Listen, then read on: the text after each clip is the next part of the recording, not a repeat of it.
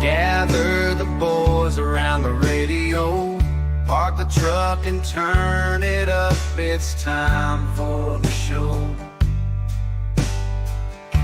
JB and JC and Mad Dog Mully, it's a power free for these amigos. A lunchtime meet and treat, a power trio. With guests and fans that really rock, it's time to talk 3 hours about those damn Gamecocks. So grab a sandwich, soup, or beer, and let's go. It's time for the show. Oh no, it's time for TG, the Gamecock Show.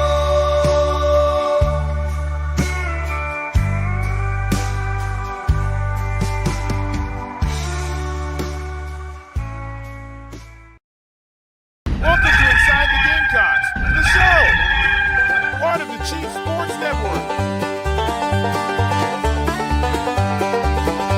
Mad Dog's upstate raised and reared up near the tater patch. He flirted with that upstate team, now bleeds Garnet and black.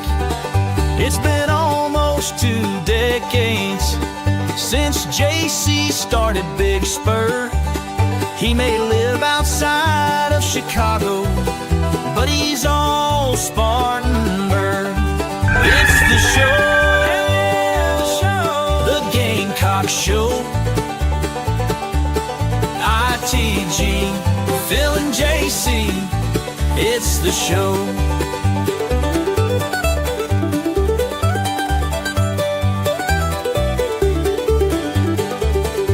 It's fun and entertainment, but also information, things you cannot get on radio. It's the show. Gather around all you Gamecocks, it's the show. The show. Let's go. JC and Mad Dog Mully on the Gamecock Show.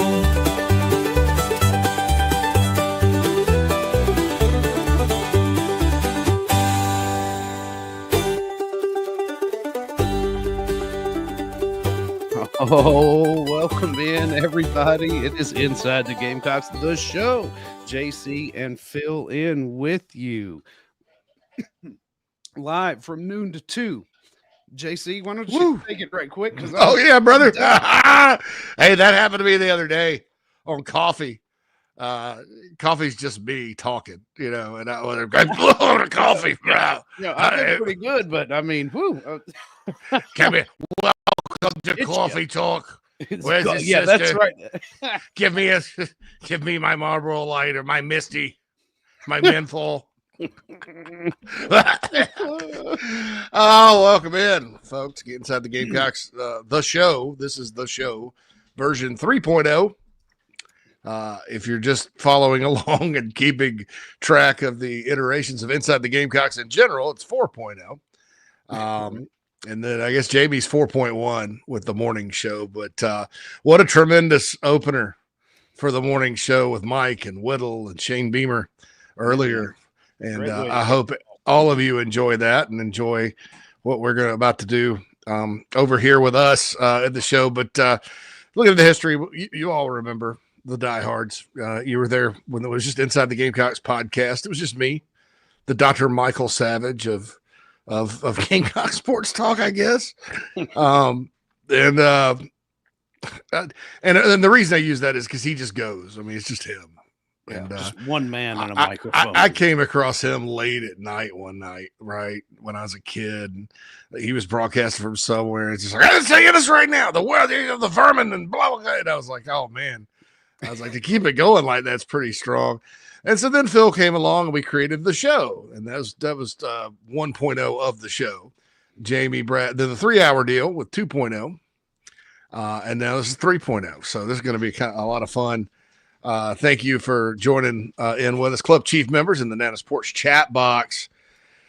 This is going to be a little more interactive, a little more free flowing, as you know, for those that listen to the Tailgate Show and listen to it before JB. There's nothing wrong with the other format either. I've found people like different things. And so, in a 3-hour show, one of the complaints I got, and it's actually a compliment, Phil, is that 3 hours for the folks that want to listen to what we say was too much to digest in a day.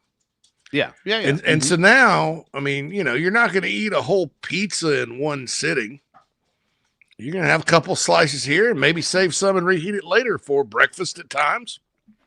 You may not reheat it for breakfast. Slice for breakfast. Yeah, may not even reheat it, that bad boy, depending on where it's from. Or, so this is good for this. So you guys can listen to that. You listen to whatever. We want to please. You can't please everybody, but we'd like to, if that makes any sense at all. So welcome in to everybody to the new iteration of the show. Hope you enjoyed the theme music. I like it. It's different. Yeah, I like it. Light It's nice. banjo. And I'm always down for banjo and harmonica, man. It's hard to go wrong. That and any song that's got like a horn line in the background. I'm in. Oh, horn lines are amazing. Which, yeah, it was. By the way, your wife sent me an excellent cover of the song "Summer Breeze" by some band, and it had a horn line. Oh, really? Oh, it was actually really good. Yeah, get her to send that to you, Phil. Yeah. Where is that? Why don't I know about that? That was pretty awesome. So it was there's like a musical group chat, but yeah, there's a lot of great harmonica songs out there. I'm trying to think of one. We try not to use copyrighted music as YouTube. If you use it for 3 seconds, they're like, meh.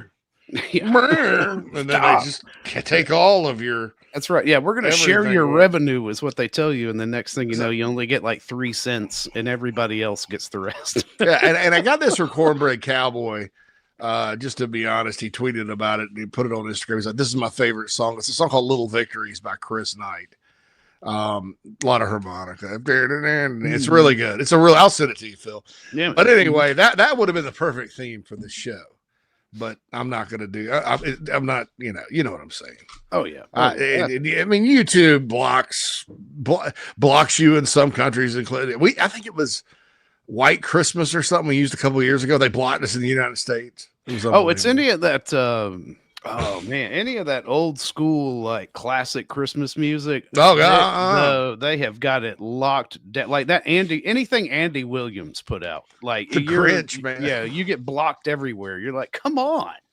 Yeah, the Grinch is 100 years old yet. Christmas tree. All right, I better get to sports before people tune out. All right, so national championship game tonight. That's why I used my backdrop with Rudy holding the beer. I've actually got that up on my wall. Wife's a Notre Dame fan. Obviously, first time Notre Dame's played for the national title since 2012. When they had this is Phil. This is guys. Get this. This is crazy. This is crazy.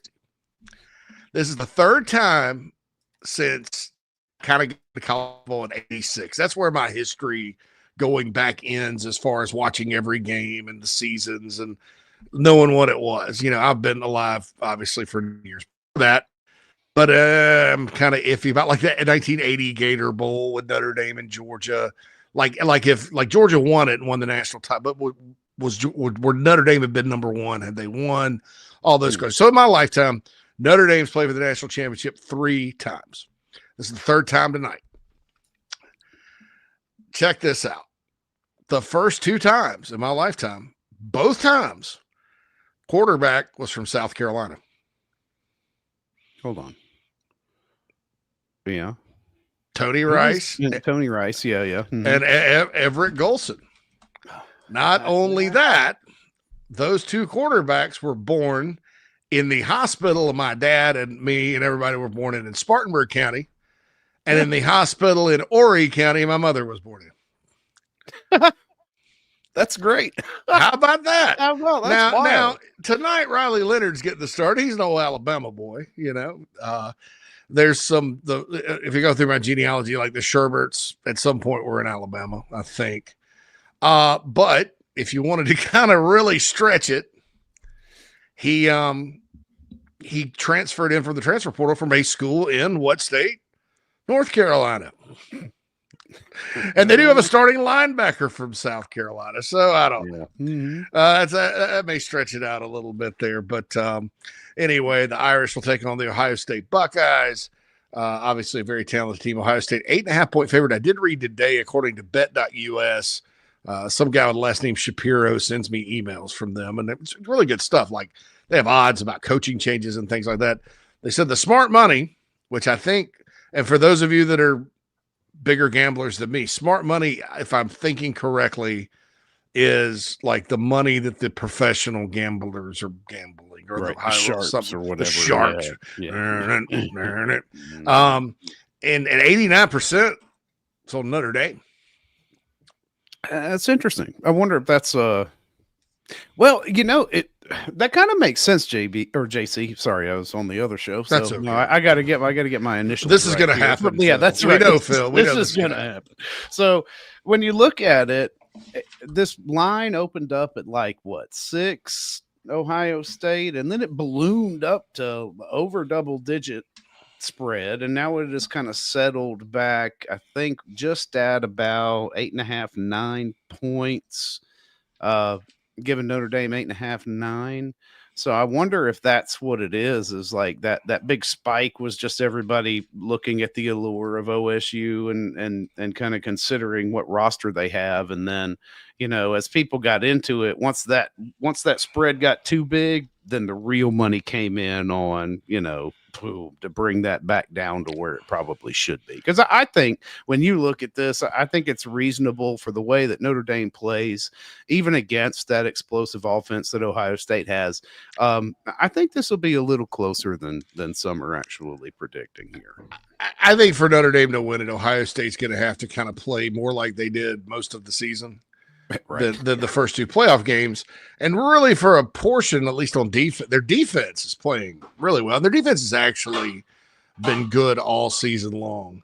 At Ohio State, we probably don't talk about that enough. The defense actually saved their butts in a couple of games, in the Nebraska game this year. Yeah. Mm-hmm. But you know, if you look at it, I mean, Notre Dame scoring is going to be interesting. They need Love to make big plays. They need Faison to make catch and run. They need, like against Georgia when Greathouse was wide open on the slant and Riley Leonard hit it. They need Riley Leonard to grind it out, and then boom, big play. They need turnovers. They need Will Howard to be much more like he was against Texas than in the first 2 games where he was on fire, but he's not an on fire every game guy. So is the momentum for the first 2 wearing down for Ohio State? I think Notre Dame's been kind of on a heater for a while. Yeah. You know, they're arguably since the NIU loss. Yeah. Well, I mean, yeah. Northern Illinois game. Lost one yet. Make no mistake about it, though. I think Ohio State's the better football team and deserves to be the favorite. If they don't win, it's a shame. It's a shame for them.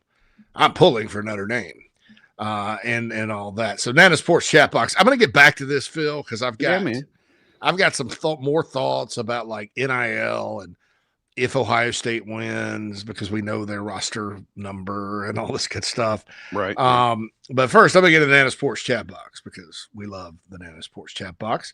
If you are a Club Chief member, only $4 or $5 a month, you can take part in the Nana Sports Chat Box for this show and the previous show.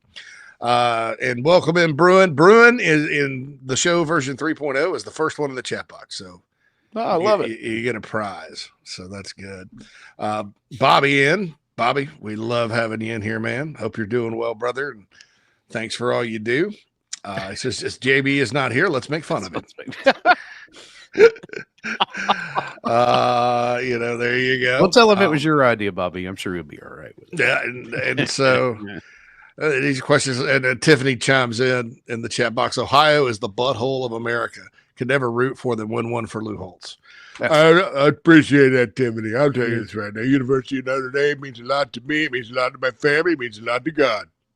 I'll tell you this right now. 1988, Notre Dame went to the Fan Fiesta Bowl. Very good. Yeah, listen, we're seeing the culmination of a vast Rust Belt conspiracy to take over college football that may be able to last for 2 years, and it's going to die quickly. Nobody talks about this either. People have to understand college football is about matchups, right? Football in general is about matchups. So let's just throw it out there, Phil. What if Alabama had gotten Washington or Texas in the semis? I know they had lost to Texas earlier in the year, but I don't know that Texas beats them twice, and I think they would have mopped the floor with Washington in the Sugar Bowl. Although Bama does struggle down there sometimes, they've lost some Sugar Bowls, not in the playoffs though. So, and then they played Michigan in the finals. I mean, you wouldn't be saying the SEC's been shut out of the championship 2 years in a row. And then what if, instead of putting, Georgia, I don't know, name it, if Georgia had gotten to play Boise State in the next round, instead of Notre Dame. Let's say Georgia had not won the SEC. Texas had gotten the bye. Georgia had played Boise State and gotten to the semis against Penn State, theoretically. And if you just flipped them or whoever, and I mean, I don't know. What if Notre Dame had to play Ohio State? I mean, it's just. It's funny because Beamer even brought up the seeding. It's terrible. When we were talking to him this morning on the morning show. He was like, I just don't understand how you could think this system is right when you've got, in that second round, lower seeds favored over the higher seeded teams. It was double digits in a couple of cases. And none of the higher seeds won, and only one game was close, and they were clearly rusty. Yeah, and you still have these other little conferences going, I didn't want to change it because the value of the bye. There's no football value in the bye. The bye hurts you, actually. Yeah, when you're talking about a month off. Any coach about taking a month, the one thing they say when they're going into bowl games or playoff games is, well, we've had a month off. I'm a little worried about it. It happens. I mean, that's one of the reasons why even before opt-outs, bowl games were a bit unpredictable, right? You got a month off, and you don't know what you're going to get. No. Right? No. I mean, that's a month, dude. It's not 10 days is just about right for everything, right? As far as the off weeks. And it's not about getting the bye and a strategic advantage.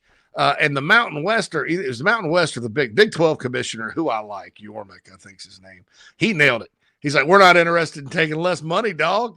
Yeah, right. We get that $8 million for the bye.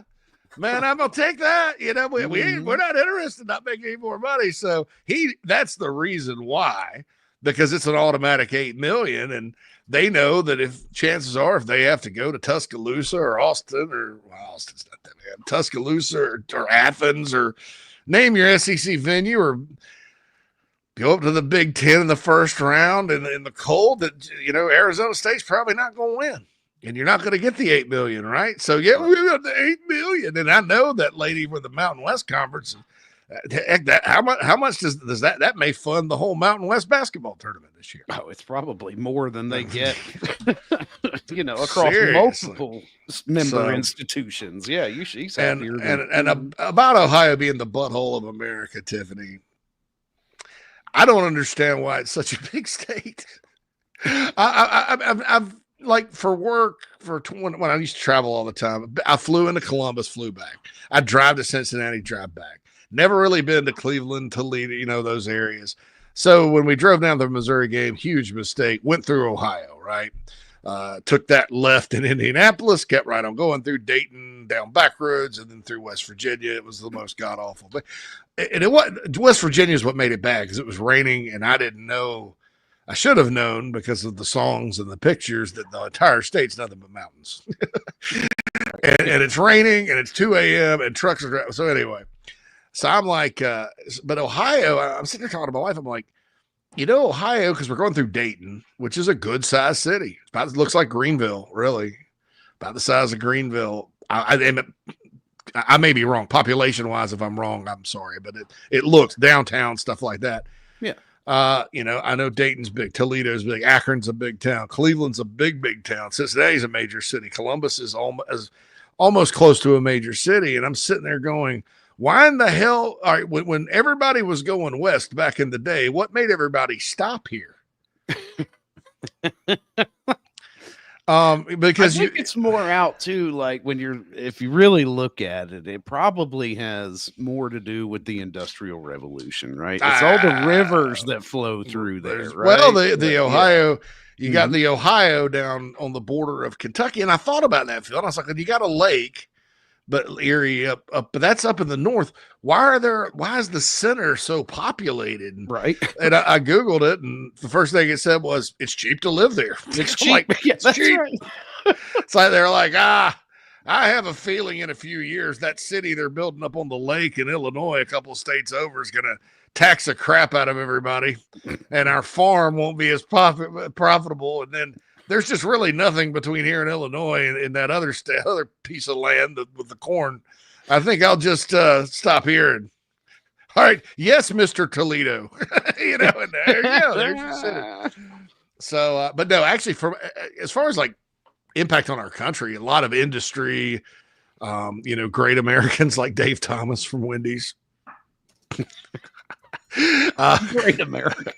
I mean, I just happen to know that Dave Thomas and Wendy's was started in Ohio, but there's been a lot of businesses actually. I don't have it in front of me, but I just wasn't that impressed with the state because I'm like, well, I know why. You can kind of figure it out. Well, okay, Chicago's big because they found a way through right there, Lake Michigan. It was a trading post, and then they were able to engineer the river to reverse. And you go way through the Great Lakes, you go through Chicago, you go down, eventually you hit the Ohio River, then eventually you hit the Mississippi. So it's a big shipping area. I mean, you understand, Atlanta was a railroad hub. Right. Columbia, it was pre-planned state capital in a lot of ways. Charleston was a port. New York, a port. You understand how some places got big, as states. Not Ohio, you got to stuff. It doesn't make any sense because, like I said, Indiana and Illinois, outside of Chicago and Indianapolis, they're barren wastelands. Iowa, nothing there. Most of Missouri, nothing there. So you go west, there's really, it stops. It's like everybody just, I've gone far enough. Yeah, right. Yeah, that's right. But this looks good. I'll tell you this: they got a lot of great football players in that state. It is loaded with talent. Georgia has passed it as far as annual producing top talent NFL players or whatever. Georgia's fourth. Ohio used to be fourth. They're fifth now. If you think about it, like that's a big built-in advantage for Ohio State because that's a one school state, right? Cincinnati fans around Cincinnati, you got little fan bases with a MAC school, but it's a big enough state to have two, maybe even three major programs, but it only has one. And that's no offense to Cincinnati, who I know is a Power 4 now. It's an Ohio State. I mean, they get all the talent from that state. And there's enough talent in it to stock rosters at Michigan State, the entire Big Ten, and the MAC. So that's how good Ohio high school football is, and that's what kind of advantage that they have. Tivity, California is still number one most years. Texas, they kind of go, sometimes Texas and Florida will go back, and it's just because there's so many people out there, and football still matters out there. And the mass exodus, as far as it affects football talent, population wise, you got to really start lose. I mean, it's got to be very significant over a period of time. One thing that is happening in California, though, is the talent's heading east in many instances. So yeah, that's true. Anyway, but that's that for Ohio. Craig says, looks like the Penn State receiver wanted a big bag. Glad Beamer doesn't let these guys hold him hostage and bow to them. I'm going to get into that after the break here in a second. For those that missed it, Harrison Wallace the third, Trey Wallace.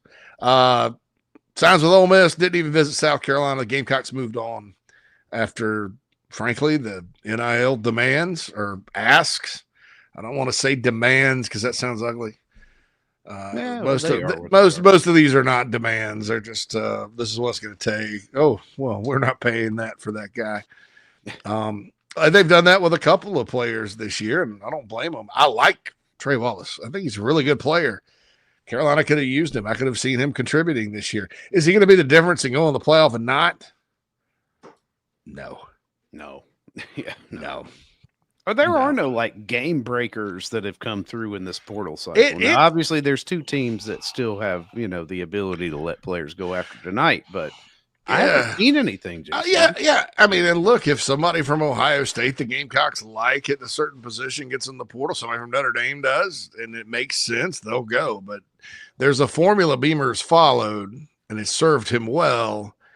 And I think he's going to keep on keeping on. Keep in mind, too, South Carolina lost nobody. Yeah. Nobody significant. Like, nobody significant sounds bad.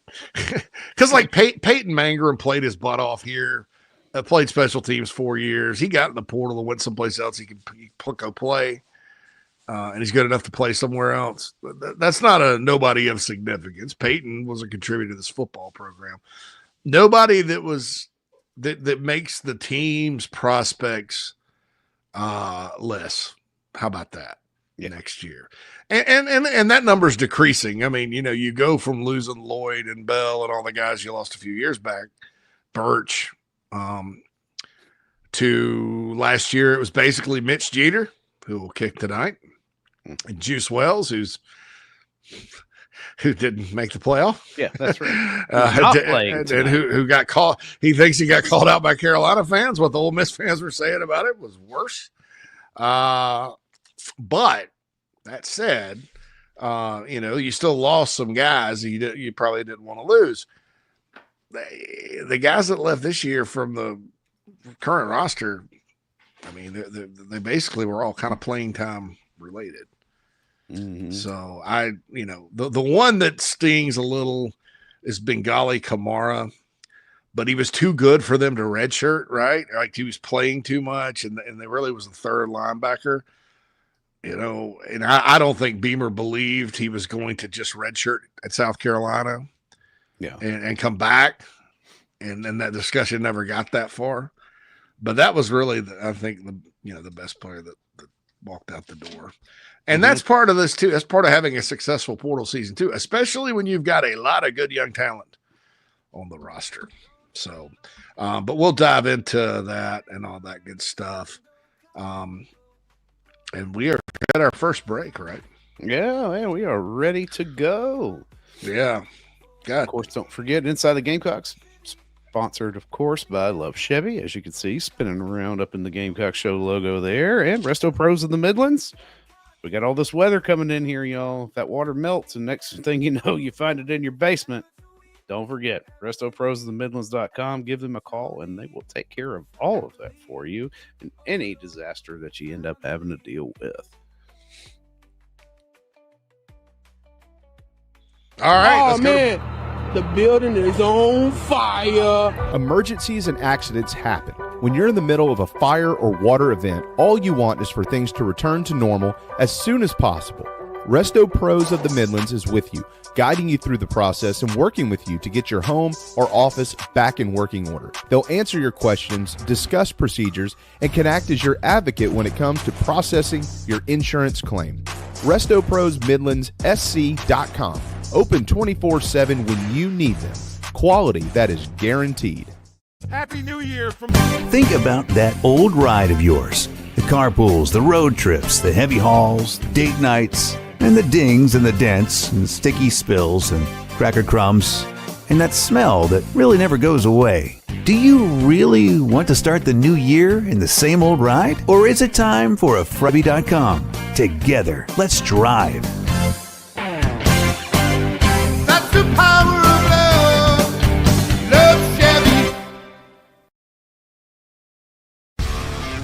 one brand.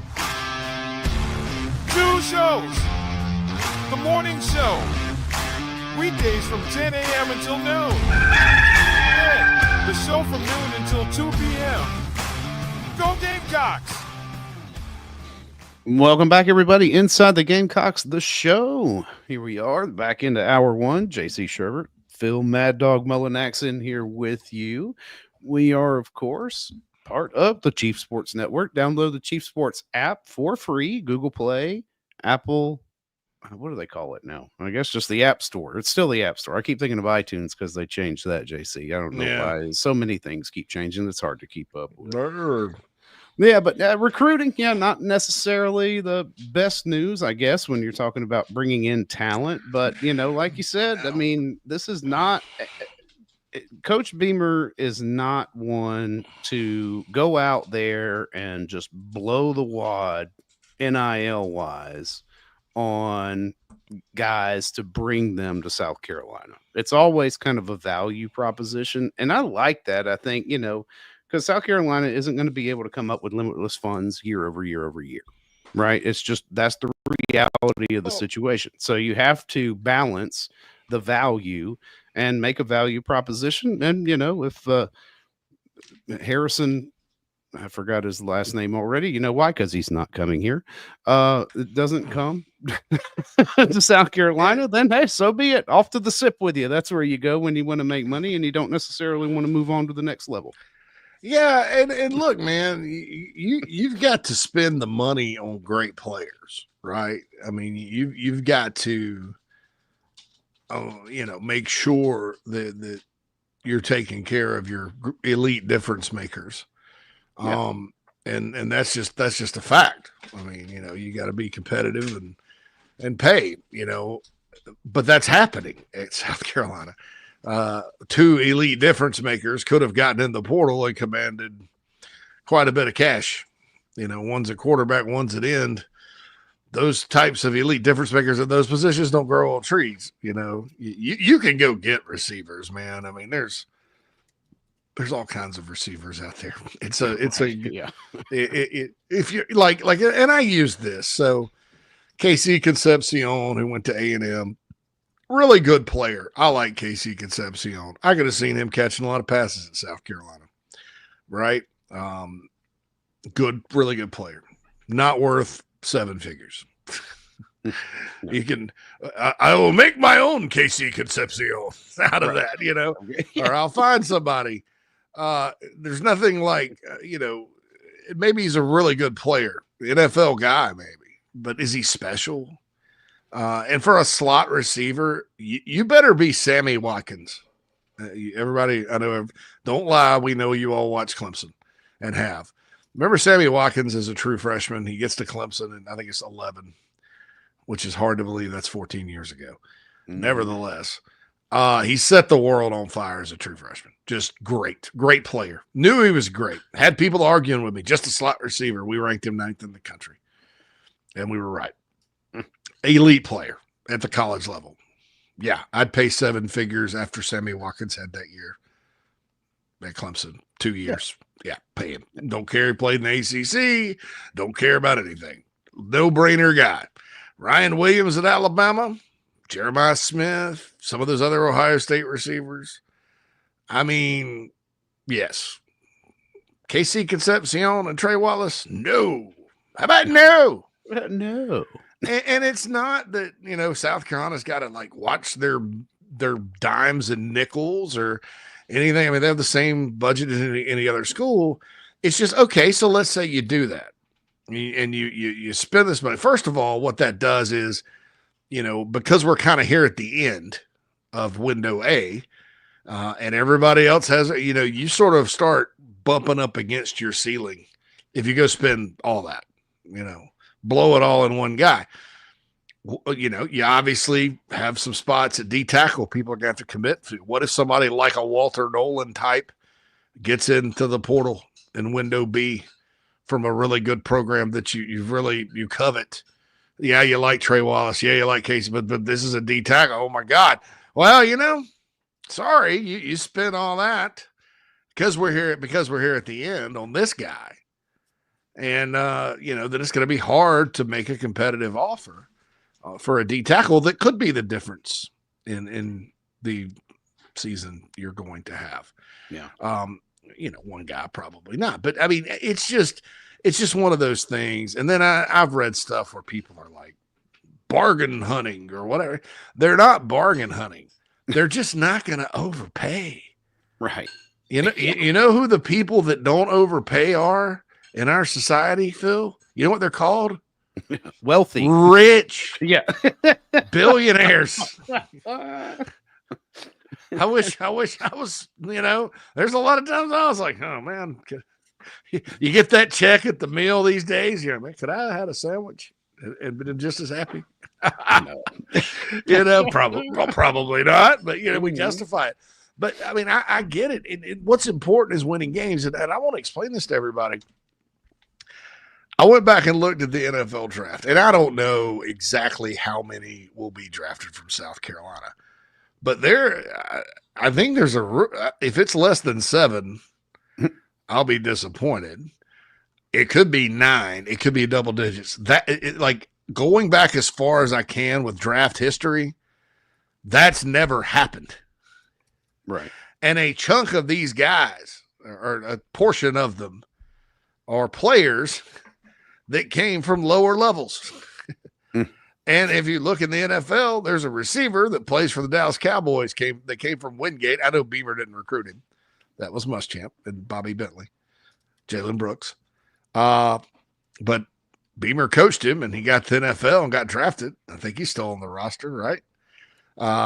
If I'm wrong, I'm sorry. Yeah, no, Brooks still, Dallas. Yeah. Yeah, there's a tight end that went undrafted, but he's on the Denver Broncos roster that was from East Tennessee State. Named Nate Atkins, pretty good player. Yeah.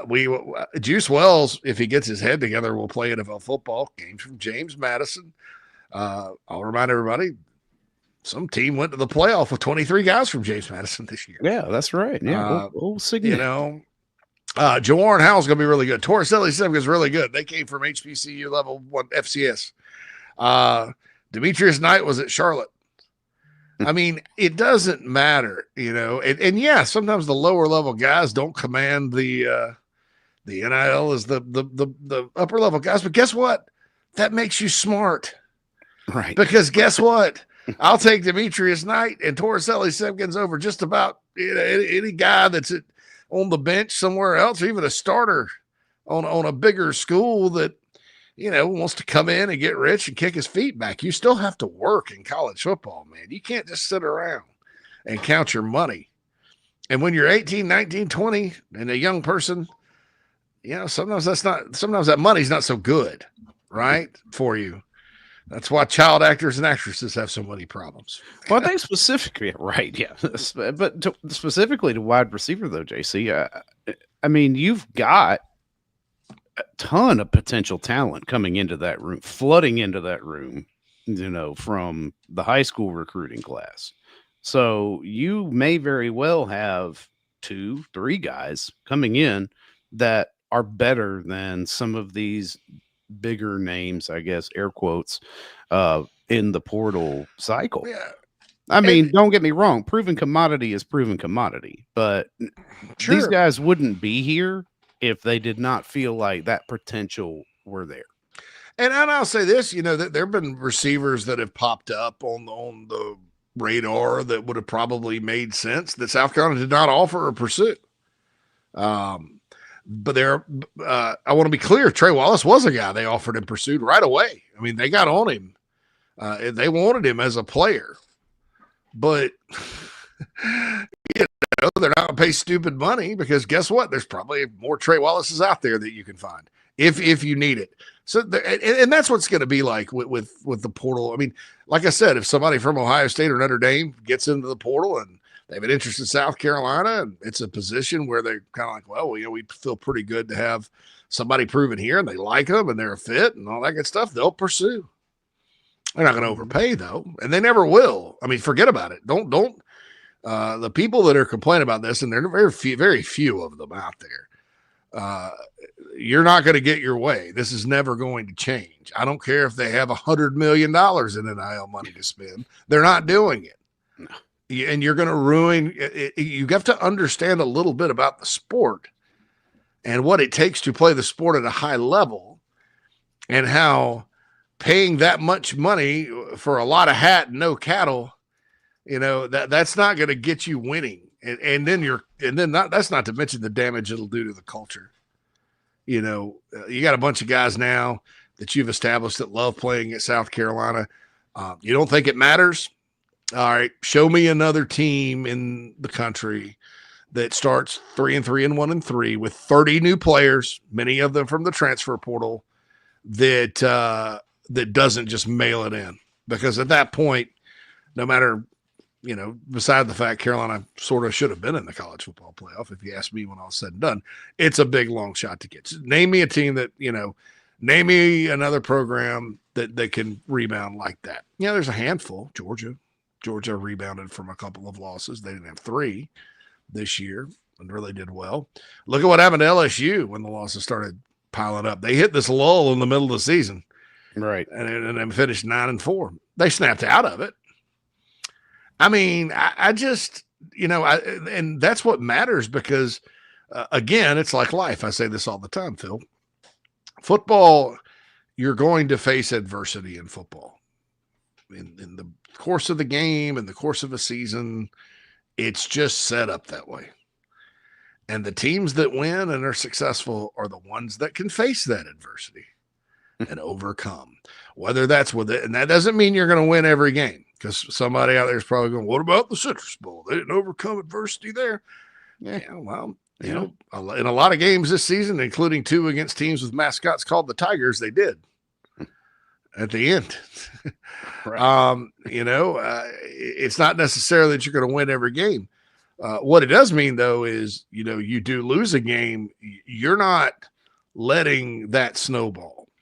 And you don't have, nowadays guys can just quit and opt out and do whatever. And you don't have that at Carolina. And then for the first time, you didn't really have anybody significant leaving the portal. So I get it. Phil, we deal with a diehard fan base. This show, the Big Spur, they're the diehards. They love every aspect of following the program, and I totally understand. It's not fun when you get your hopes up for a receiver or a player, especially one with the ball in their hands like a receiver, and then you hear, oh, no, they decided not to go on him because he just wants too much. That's not fun to hear, because that's not really like how we're used to following recruiting. We're used to following recruiting, and you got to beat this school, this school, this school. There's a pool of players. They're all the same age. Right. And your success usually depends on how good that crop of players you bring in year after year ultimately ends up being, whether or not they're ranked high or not. If you're ranked high, you have more expectations. If they're not, you don't. But, you meet in the middle, and the end result's the end result, and that's what recruiting is all about. Portal recruiting is completely wild. It's different because you got dudes. I don't know. This movie Reality Bites, David Spade, when he's like at the Wiener King or something.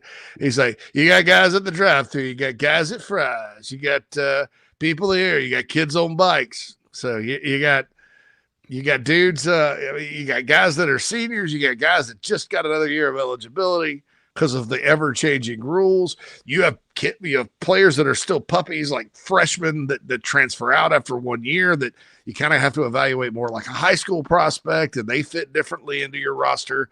You have proven players. You have not so proven players. You have guys like Jamison Williams, who was at Ohio State and caught 7 passes because he's been a great player. He goes to Alabama. He's an All-American. You have that kind of, you have the endless journey guys like Demetrius Knight, who was on his 3rd school and 2nd position. Yeah. And it finally just clicks and all comes together. You got guys that are good that are just inconsistent, like Kyle Kennard. It's your job to make them better. You have guys, fellas, the two, Jawan Howell and Torricelli Simpkins, same story. Charlotte players that the whole country just like, as far as anybody in the upper echelons, I got a message from an SC State fan that was like, SC State found him. And I wasn't trying to dismiss that. They did. They found him late, and credit them for doing so. but Torricelli Simmons and Jordan Howard were both in Charlotte. That's not like a place like that's not Eastern North Carolina where you got to drive an hour to get from high school to high school, and there's two studs that you're going to see, but there's only one there, maybe two. Charlotte's pretty well trafficked. And you have guys like that. I mean, so it's just such an eclectic group, and kids on bikes, to quote that movie. The kids on bikes. But no, I mean, just it's such an eclectic group. And then on top of that, you never sit there, with high school. I know you have some players that reclassify, like South Carolina benefited from that this year. In high school, you have a group of players that are roughly the same age, right? And it's called a class, one big class, and they're the same age, and that who's the freshman, and you can sit there and compare them and all that. And they're all essentially, some graduate early, some graduate late, but they're all trucking towards graduation, right? There's a reason we call it the class of 2025, 2024. All right. So in the portal, you got grown men and kids that aren't shaving. Right. And they all get in the portal at different times. I mean, even if their team season's over 10 days later, I'm seeing, I just guess I'll get in the portal. Because there's more, so you can't just kind of look at it like, man, like the competition, like we normally look at the competition in recruiting, and then there are going to be players that, that it's up to every coaching staff to determine what the value is. You know what I'm saying? And I think Beamer's kind of ahead of the curve. Yeah, I think so. Yeah, and look, his track record would prove to be. I mean, he came in and swam when it comes to the changing landscape here. Yeah, I mean, so I get it. Not, all right. So I'll tell you a guy out there. I wish they could have gotten Jones from Grambling, the linebacker. Really, really good player. He decided to go to Ole Miss. It's 5.5 hours closer to home. Lots of kids from New Orleans go to Ole Miss. If you've ever made that drive, you just go up 59 or wait a minute, you go the other way and go up. It's not that bad of a drive. That's what I'm trying to say. So there's that. And then, the Damon Wilson kid from Georgia, I think it ended up at Missouri. I think he's a stud. And I think there were some weird things with his recruitment. He actually had a buyout with a collective. Wow. From what I'm told. And I think South Carolina probably would have thought about working with them a little bit on it. Missouri lost a couple of players in their freshman class that were pretty high dollar guys, recruits, that Williams Nawarney kid that went to Nebraska. They had a little bit, I think they had a lot of flexibility at the end, although they signed a heck of a portal class. Missouri kind of does. They're very similar to South Carolina in how they operate. Not identical, but pretty similar as far as transfer portal versus high school. And so my guess they just paid it because that's a no-brainer. South Carolina was not really a program they were that interested in. You're like, why is a kid from Florida more interested than Missouri than South Carolina? I don't know that answer. I don't have that answer. He went to Ohio State first and thought he was going there, and my understanding is they were like, "How about no?" on the buyout. So South Carolina is not the only school that's like, we're not playing these. These shenanigans aren't going to fly. And I think I'm getting that story correct. But as a player, just looking at him as a player, I would have loved that's a no-brainer for anybody. You want to pay him $800,000, which my understanding is that's not what he was kind of looking for like 5 to 6. Yes, I would pay it. And I believe that if there weren't any kind of weirdness and South Carolina got him, they could have gotten him. I think they would have probably, gotten to where he needed to be because he's that good. Yeah. He's proven at Georgia. The whole reason they got in the portal was, it's funny. They weren't, this is a weird thing. See, there's different things. Not everybody's chasing a bag. Not everybody's chasing money. He got in the portal because if you look at Georgia's defense, Phil, it's a great defense, right? It's essentially kind of the same defense Will Muschamp tried to run here. What it doesn't do is produce a lot of statistics sack-wise individually, because they do stand their outside linebackers up sometimes. They play them in space. They're a little creative with it. And so you don't get, like, the production. Obviously, South Carolina, taking one look at a stat sheet and seeing how many sacks the Gamecocks got last year, probably would have maybe given them a second look. But so that's why I left. Stats. yeah. That way. I mean, hey, listen, I mean, there's more to, going to the next level than, just being at a premier program and getting, your playing time. You got to put the film together, right, for them to evaluate you at least enough to let you get into the combine, and then you get to show off your measurables. But, I mean, if you're riding the bench for, 3/4 of a game, there's not much to point to and be like, well, look, when I'm in there in garbage time, this is what I'm doing, and they're always like, well, that's just garbage time. Yeah.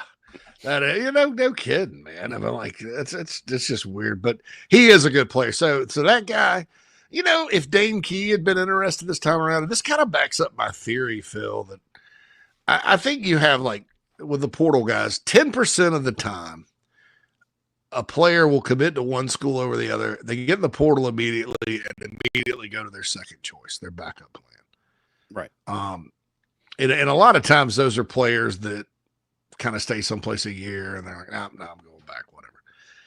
But I think 80% of the time what I'm noticing is that second place team out of high school disappears.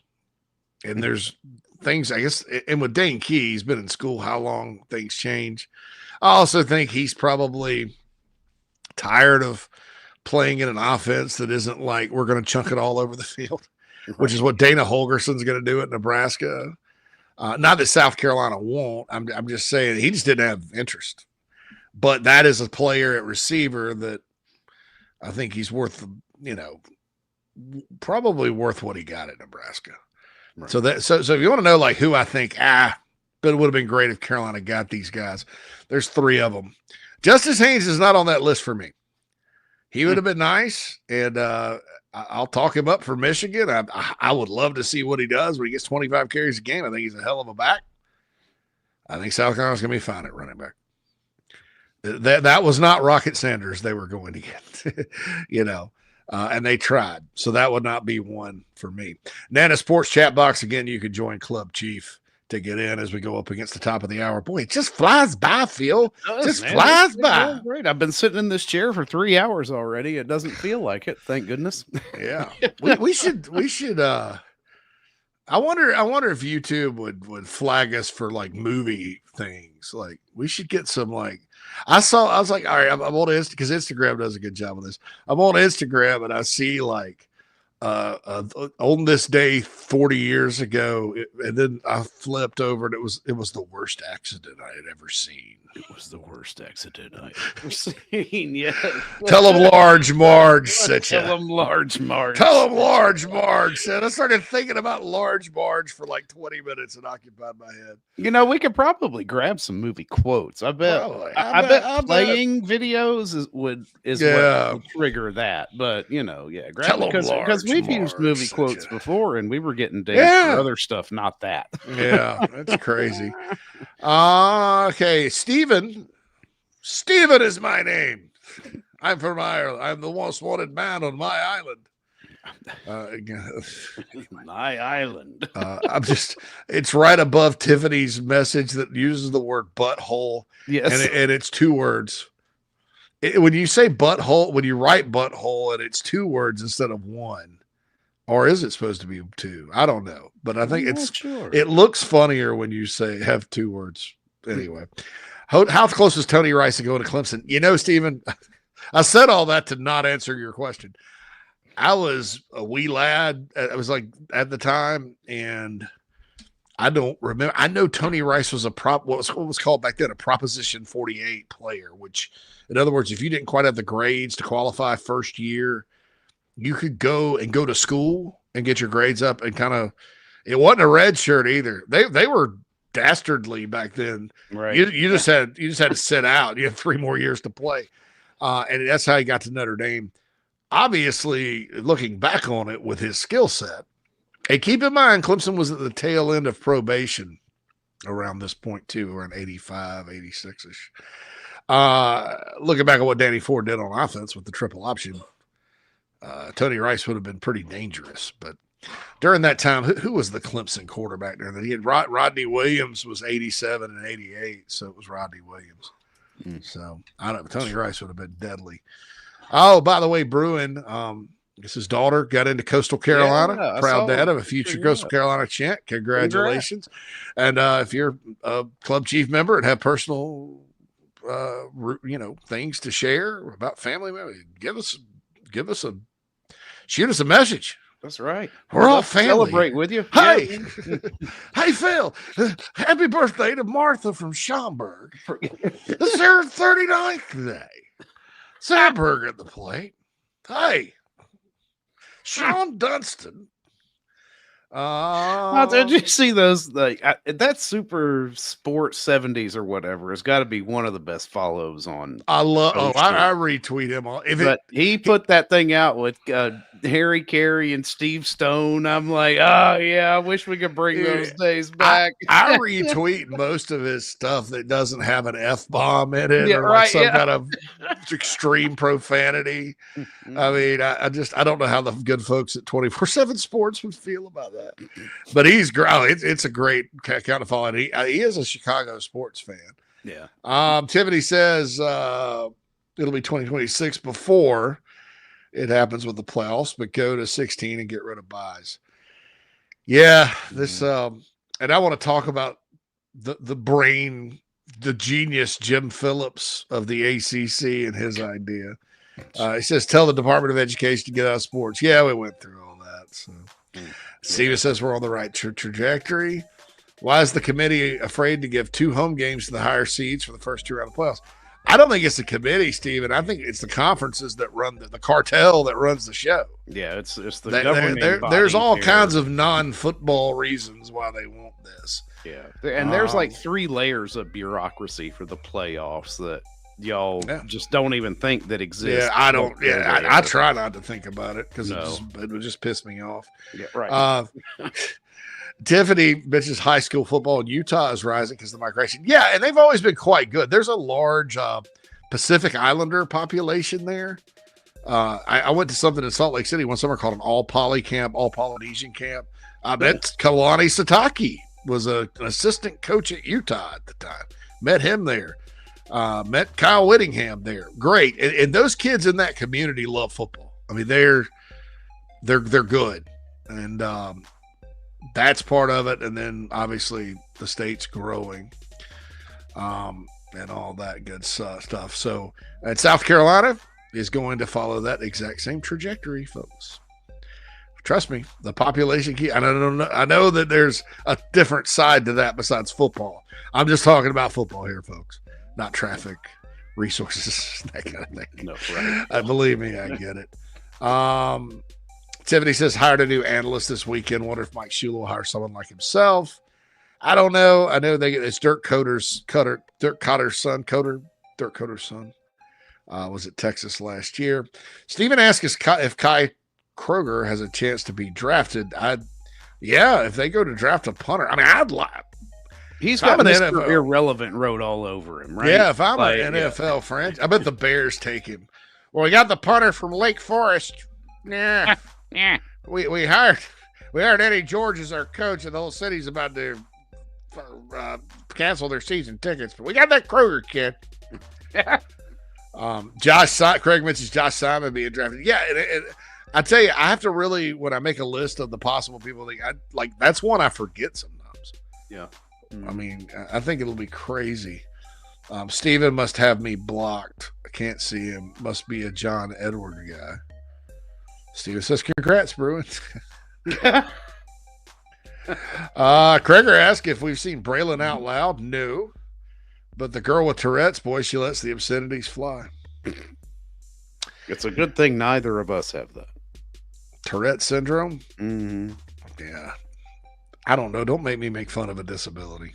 We're not. No, we're just going to leave it right there. Yeah, and then we're going to take this thing because it's the end of the hour one. Let's not bring it up. I feel like I feel like Jon Stewart when Norm Macdonald was talking about the crocodile hunter. Don't he's do like, it. don't make me laugh at this. Please don't make me laugh at this. All right, we'll take it. We'll take a break and get right back here inside the Gamecocks, the show version 3.0. We'll return. Hey, this is Cornbread Cowboy, and you're listening to the show. We'll be right back. Hi, I'm Joel Lurie. If you're turning 65 this year or retiring soon, you probably have questions about Medicare. How do I enroll in Medicare? When do I need to enroll? And what plan fits my needs and budget? Why use an out-of-state call center when you can work with a local agency? At Lurie Life and Health, we'll research your doctors and prescription drugs, and we'll help you find the plan that meets your needs and budget. Lurie Life and Health. Our service is at no cost. Call Lurie Life and Health in Columbia, 803-256-2067. The Aventon Adventure 2 takes the same basic design as the original Aventon Adventure, making it an adventure bike designed to take you places that typical roads just don't reach, allowing you to ride whatever terrain you want based on your whims of the day. Look at what you're getting. Hydraulic disc brakes, torque sensor for responsive pedal assist, great LED lighting, suspension, a beautifully welded frame with excellent build quality, included rear rack, included fenders. The list just keeps going on. Visit electricbikescharleston.com for more. Welcome to Palm Casual Patio Furniture. Because we are the factory, Palm Casual has the ability to offer the highest quality outdoor furniture paired with world-class service. Since 1979, our factory showrooms have done our best to make the buying process as easy as possible for our customers. Our understanding of the many factors that go into your decision has helped us create our 30-day trial period that increases the level of comfort our customers feel during the shopping experience. Visit us in Somerville, Mount Pleasant, Myrtle Beach, and Bluffton, and online at palmcasual.com for our products and out-of-state locations. Go Gamecocks! Welcome home. That's what the Gamecocks say, and so does nationally recognized the Barndominium Company, where they are building dream homes in the Carolinas, Georgia, and Tennessee. Their turnkey process can be custom designed and takes 6 months on average. Make your dream a reality. Visit thebarndominiumco.com, thebarndominiumco.com.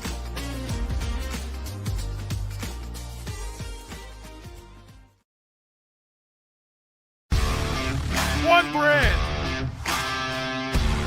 Two shows. The morning show. Weekdays from 10 a.m. until noon. And the show from noon until 2 p.m. Go Gamecocks! Welcome back inside the Gamecocks, the show. Hour 2 of the show here. 3.0, 4.0. What are we calling it, JC? 4.0. It's 3.0 of the show. Of the show. 4.0 of the ITG. ITG. Yeah, you got to love it. If you missed it this morning, Shane Beamer live with JB on the morning show inside the Gamecocks was a great interview. Had him on there for about 35 minutes. So I've got that video already downloaded too. Oh, really? Okay, good. All right. As well. So it will be up. Be up on YouTube, and the podcast will be up first, and then we'll have the YouTube cut out for it. So we're very excited about it. It's going to be fun, right? What I'm not excited about is Jim Phillips from the ACC.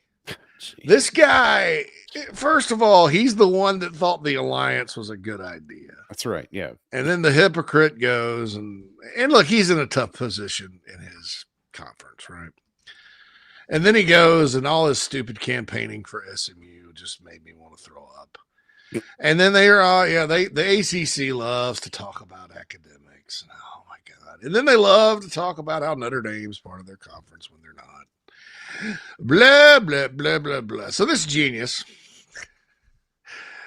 goes and rolls like publicly, right? You know, we've been kind of throwing around the idea, Phil, for one of the things the SEC could do to help the imbalanced schedule situation. It would to be like have a play-in weekend in lieu of a championship game. Josh Pate came up with this idea. Right. Let's be clear who came up with it. just like the bowl draft that I got credit for the other day with Mike Morgan on the air. Mike Morgan is the first person that uttered bowl draft on JC and Morgan. I want to be clear about that, because I wasn't trying to come out here and steal people's ideas. I don't roll that way, especially the Morgs. No, I saw Josh's tweet too about Josh was straight up like, I know that wasn't us because we gave him all the credit. No, but that was I think that's a great idea, right? So this clown comes out, and the idea with the SEC is, okay, you're going to get 4 in the playoff guaranteed. I don't think 3 is enough. I think if you go with 3, that's stupid. I think 4 at a 16-team field. That's what you shoot for. The league is too good, and it's good every single year. And people don't need to argue with me about bowl games and about, like, is Texas A&M better than Minnesota? Because they absolutely are. Right. And that's what 8th or 9th in the league. I mean, come on. Yeah, even if you just grow that boat, tweet that. Tweet that. No, but even if you go like some other matchup, like Florida at the end of the year was 8-5, match those guys up with the team across the way, and it's just not going to look. The SEC is the best league; they deserve 4 spots, and it's usually going to play out that those 4 are among your top 15 teams in the country. It's science. Whatever that means these days. So, but even if you go forward, you say, all right, that's how many they're getting in is 4. It's still unfair because what if your 5th and 6th place team played every team above it and went 500, but then the team right there that has the better record that is technically in the 6th spot played every team down on the other end. Mm-hmm. I.e., like Tennessee versus South Carolina, Ole Miss, Alabama this year. Mm-hmm. They played one of those teams. So what the idea with the SEC is, and Josh said this is Josh's plan, 1 and 2, because you can't just. And I like the points idea, but my points idea was determine your at-large bids that way. 1 and 2. Send 1 and 2 because you do have to. I mean, how are you going to determine the championship game matchup if you're not going on record? And on a 1-game championship game, you have to do it by record. You can't do it by points. So send 1 and 2 on to the playoff, right? Send them on. Winner is definitely getting home field advantage. Loser may not. So there's something to play for. And then those teams don't have to play first week of December. And then you take 3 and 6 and 4 and play them, and 4 and 5 and play them. And you play a doubleheader in Atlanta Friday night, Saturday. That would be massive. Can you imagine 4 SEC fan bases descending on the ATL with a playoff berth at stake? Like winning you're in. Oh my goodness! ESPN would just climb all over themselves. I mean, I'm surprised they don't support that, or maybe they do and just can't. Could do it for the Big Ten too. If you wanted to spread it out, and have 1 in Dallas and 1 in Atlanta, or 1 in Orlando and 1 in Atlanta, or whatever. However you want to do it. Maybe you have the whole thing somewhere else besides Atlanta and still have a championship game. I don't know. I'm just saying, that to me is a fair idea. This numbskull with the ACC though has a different idea. Get this, dude, because he knows it's like he knows when you're talking about like that nice even number of 6. You got 6 teams for 4 spots. We're going to play it off. The ACC's never getting there. No. Not in its current form. I mean, there are some years where maybe you could justify it, but when you compare it conference to conference, even 2016, when they had the best quarterbacks in the country, the national champion, the Heisman winner, I mean, that was a banner year for ACC football. Even then, Phil, you start getting into 6 teams. Yeah. That's not going to work. However, who was number 6 in the ACC? Was it Duke or Syracuse? I know. I mean, I actually think Syracuse and Duke were good football teams. Syracuse was better than Duke. Don't get me wrong. Right. Mm-hmm. But man, Duke was pretty good. So anyway, right. Let's just break all this down. This guy's plan, his big plan, and it's sneaky.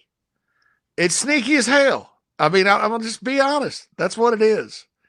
Because he's trying to sneak that extra ACC team in, right? So he's like, this is his genius plan. Listen to this. Maybe we just have one and they're the champion, and then we play 2 versus 3 in Charlotte for the other. And I'm like, I'm not a college football historian, however. Right. Let me go back and trace the blockbuster matchups we would have. In theory, for a playoff game in Charlotte the first week of December, if you do this. I mean, let's live in reality, bro. You shouldn't have had 2 in at all. In fact, I'm going to take the Big Ten and the SEC off the table and tell you who I'd be mad. Look, SMU, great story, right? Are they better than Colorado? I don't think so. Are they better than Iowa State? No. Arizona State? No. Are they better than Kansas State? Probably be close. Yeah. And they lost to BYU at home and only scored 15 points. I just rattled off 5 Big 12 teams who didn't even get sniffed because the committee's too worried about having a pretty ranking. And then the teams that make their conference championship game, we're going to pretend like they didn't lose. And so this is totally sneaky and underhanded.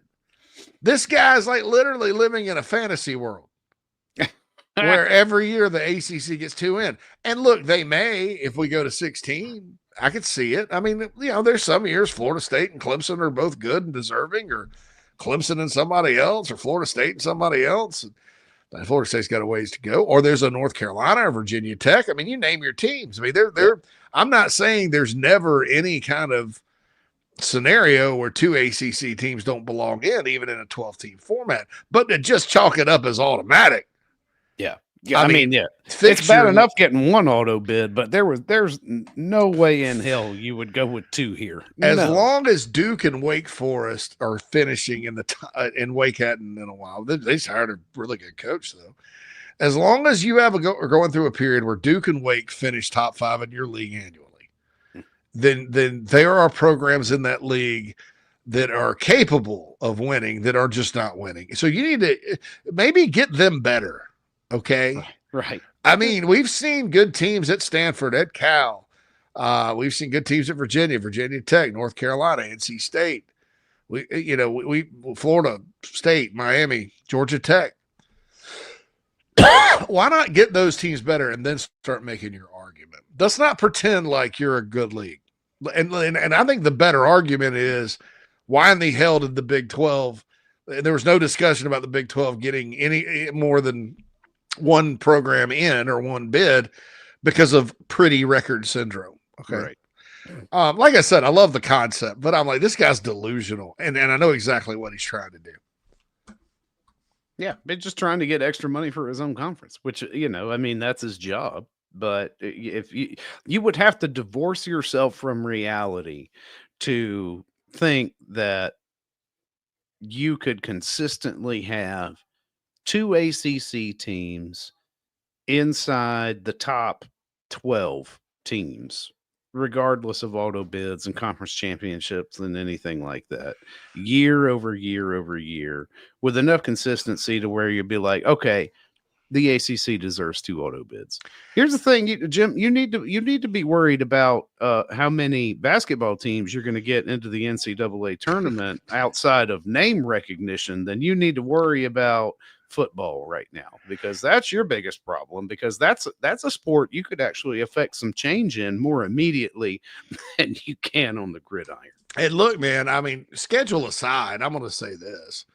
Had Miami won every single game this year, which there was no reason they shouldn't have, they crapped the bed twice, and that was disqualifying when all was said and done. And then they were terrible on defense. But let's say they did go undefeated. Let's say Clemson had just lost to Georgia, Phil, and they beat Louisville and they beat South Carolina. They're sitting there 11-1, and then they beat Miami and Charlotte, and they're 12-1, and the Canes are 12-1. Absolutely, both of those teams deserve to be in the playoff. I wouldn't. I mean, they've done enough, but in the standards have the pretty record thing. The standards have to be a little bit higher for the teams that play crappier schedules. But if you looked at those resumes, both of them would have a win over an SEC team. Miami would have beaten Florida. Clemson would have beaten South Carolina. Clemson would not have lost since the opener against UGA. They wouldn't have the Louisville loss. Miami would be unbeaten and unblemished. And they lost in a championship game. So be it. I'll protect an undefeated Miami going to Charlotte and playing a road game at Clemson. I'm not protecting 11-1 SMU that lost to the only good team they played. No. Or to the best team they played. I'm just not. No, it's the equivalent of a hot group of 5 team who, had a soft schedule and ran through it. And they're like, it's UCF. It's an undefeated UCF, flying national champions. National champions, guy. That's right. Hey, look at us. But Boise State got a ton of credit for playing Oregon close. I'm like, what about the week before when Idaho played Oregon close? Yeah, right. I don't know why Oregon struggled with teams from Idaho this year, but they did. Yeah, that's right. Well, early in the season, it's like, I'm like, that matters now, huh? You just gave a number, not only a bye, dude. Not only did Boise get a bye, they got the 3 seed over Cam Scattaboo and Arizona State, which was a good football team and on a heater heading in out of a real conference. Right. Meanwhile, Boise's limping past a bad Wyoming team by 4. And yes, they had a really good running back. It's a great story, but hey, man, Penn State. I mean, it's Penn State. It's not Ohio State. It's not Michigan. That program beats the teams it should, doesn't beat the teams that maybe shouldn't. That's just it. That's how James Franklin's Penn State rolls. So you give them 2 teams they should beat, they're going to beat them. I mean, it's just a joke. But hey, what if the fair thing to the Big 12, since you screwed them anyway, would have been to put Arizona State in the Fiesta Bowl in their home city and let them play Penn State and let them play Penn State, I guess, and then send. How would you have worked that? Oh, yeah, Arizona State there. Arizona State, yeah. Let them play Penn State, and then send Boise to play Texas in the Peach Bowl. Right. Yeah, in Georgia. But in these people's warped mind, Boise's a tougher matchup than Arizona State. Are you kidding me? That's right. SMU's a tougher matchup than Clemson? There's no planet. I know. I mean, look, credit SMU for coming back against Clemson and making it close. Clemson it was clear when you watched them play. And they allegedly were watching them play. One team one team beat the crap out of the other. The other one, give them credit for fighting back. And then because they fought back and lost close, they're still 11 seed.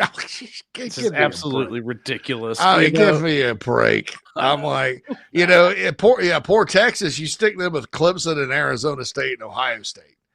And they're a higher seed than Notre Dame or Penn State, and you stick Texas with, you got to play. You're going to play Clemson. You're going to play an Arizona State team that won the Big 12 and is on a serious heater, and then you can play Ohio State. But we're going to let you play in the Cotton Bowl. That's right. Yeah, but you'll be the higher seed. I'm like, oh my God. Carolina Titan in the Nana Sports chat box says, any chance Notre Dame joins the ACC in the future? Not unless they're required to do so for championship contention. That's what I say. They're what the ACC is good at? Getting people to sign BS contracts.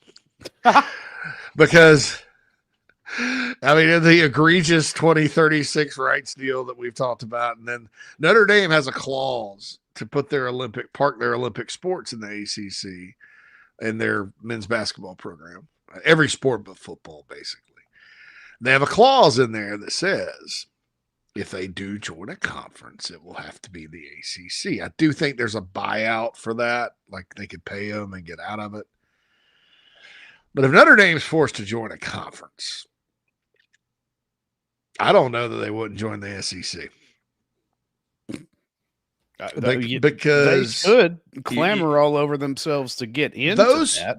Those folks aren't sitting there like we talk about schedule all the time in the South and elsewhere. Schedule, you know, because it means a lot. Those folks aren't sitting there going, man, I'm glad we don't play anybody. They complain about it. They don't like having to play all these ACC teams. They like big games because that's kind of the fabric of Notre Dame football. Notre Dame had a football program, and it's South Bend, Indiana, is in northern Indiana. Just to give you a point of reference, the wife and I went to New Buffalo, Michigan, and hung out with her mom at a casino. Nice one, 4 Winds casino.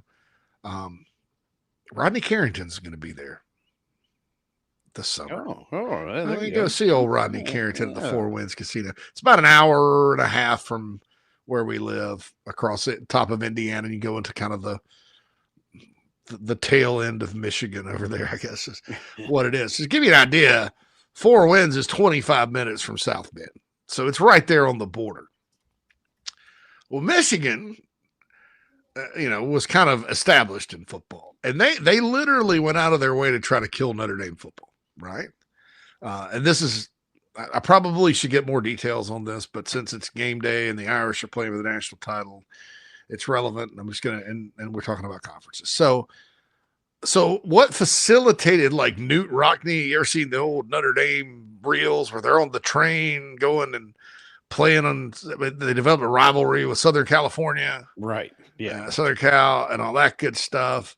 Their kind of mantra is we'll play anybody, anytime, anywhere.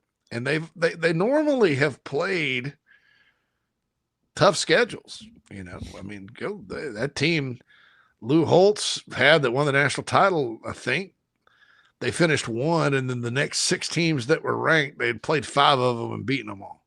And it's not an SEC schedule, but there's some years where you're like, God, we got to play Southern Cal's good, SC's good, Michigan's good. You got Michigan State thrown in there.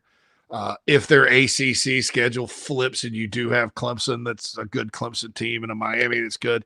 I mean, it can be challenging. It's been less challenging since the 5 ACC team deal because they still schedule Navy every year. They schedule Army a bunch. They'll go and play a neutral site team against BYU or something. It's not as it's not as challenging. But my point of all that is, unlike Kentucky football, where it's intentional what they do scheduling wise in the non-conference, it's not intentional. They'd rather not. So when I look at it, that history with Michigan and the Big Ten is something a lot of people don't talk about. I mean, it's been it's under the surface for a while. Those institutions don't like each other. They're not chummy. And you have the academic snobs with the Big Ten, because the Big Ten also has an academic conference where all the teams, all the schools in the Big Ten, plus the University of Chicago, have an academic league, and they're extremely snobbish. And Notre Dame's not a big research powerhouse school. It's Notre Dame. It's a liberal arts undergrad, really good, great academics. It's got a law school, I think. It's a great academic school, but it more teaches kids and teaches students. It educates than research, if that makes any sense. Right. It's not a big research powerhouse like in Illinois, Iowa, all the big. So they don't even like them academically, right? We're not a big, state-funded land grant institution. Where's your research, sir? And so they're snobbish. Are you seriously snobbish about Notre Dame about academics? Yeah. Are we talking smart people here? I mean, that's one of the better schools in the country to get an education. The hell are you talking about? Yeah. You crazy glue sniffers. So, I mean, but that's a thing, right? And will they get in to the Big Ten? Will they join the Big Ten? I think it makes all the sense in the world. It's right here. They're a stone's throw away from a lot of the programs in the Big Ten. But I don't know that they necessarily want that. I think they like to get out and travel and go to different places. And I'll tell you this, Greg Sankey, when he's talking about expansion, he goes out of his way to talk about we prefer to add schools that are in contiguous states. Well, guess what, Phil? Guess what, Philip? That's right, Philip.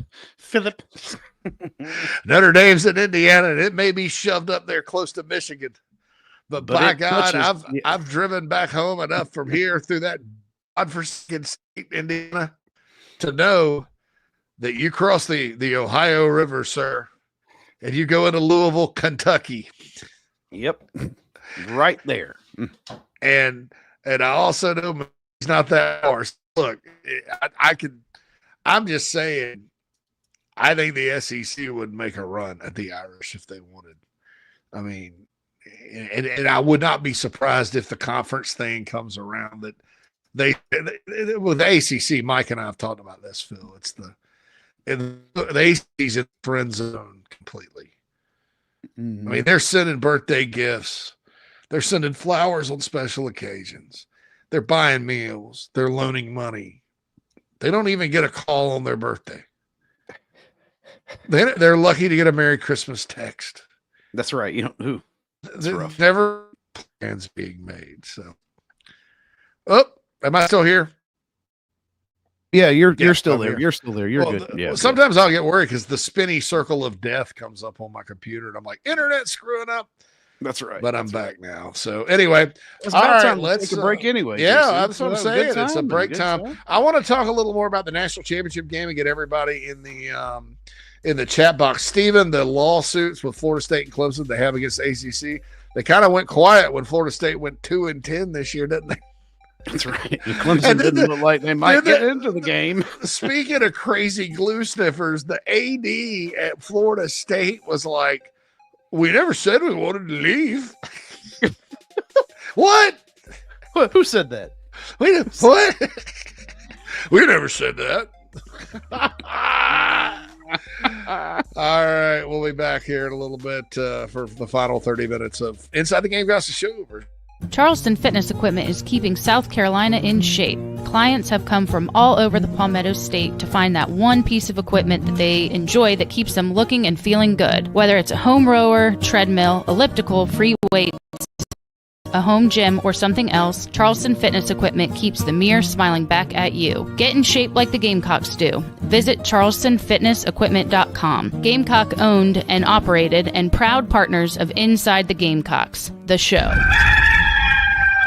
Nana's Porch presents a Southern staple, delivered right to your doorstep. Nana's Porch locally crafted pimento cheese has been a hit for years at weddings, tailgates, and other events. Now you can order online and have it sent to your home. Visit nanasporch.com. That's nanasporch.com and click the pimento cheese tab to choose between their original pimento cheese and their jalapeno smoked pimento cheese set. nanasporch.com. Man, that's good.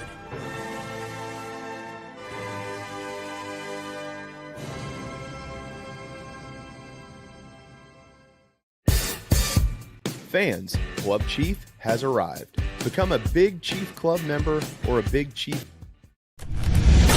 Ladies and gentlemen, here it is. One brand. Two shows. The morning show. Weekdays from 10 a.m. until noon. And the show from noon until 2 p.m. Go Gamecocks! That's right. Inside the Gamecocks, the show. Last half hour of the show. Not only is it Inauguration Day, Martin Luther King Day, but it is ITG 2 Show Day. Which may go down in history as important as at least one of those days. But I don't know, man. I don't know, Phil. I don't know. Momentous. You have a great hubris, sir. That's right. I was telling my wife, I was like, because she's off today thankfully, 'cause she's been working, and kids are out of school. Man, up here they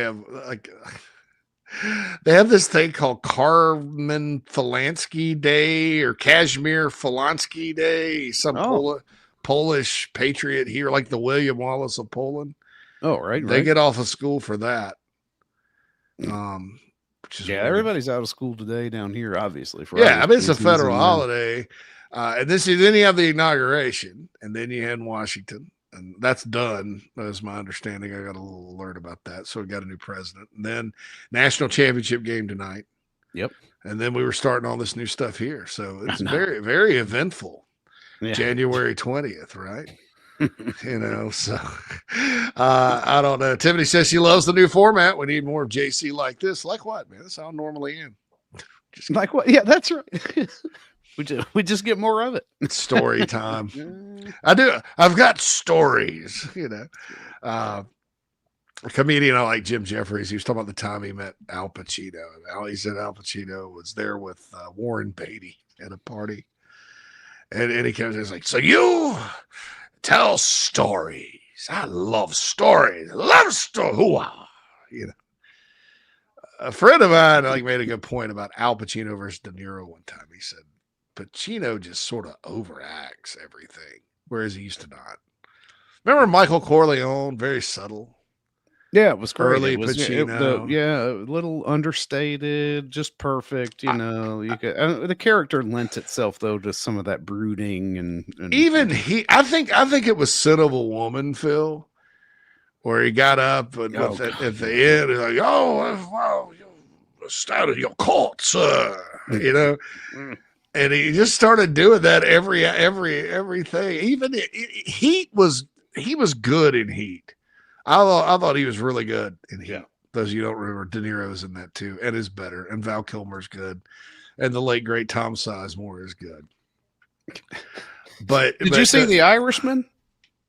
Yeah, and he played Jimmy Hoffa. It was like, I'm Jimmy Hoffa. Yeah. That's right. And even in Heat, I guess they go to Vegas, and he's like, she got a sweet ass, and you're like, can you just avoid that? This is a great movie.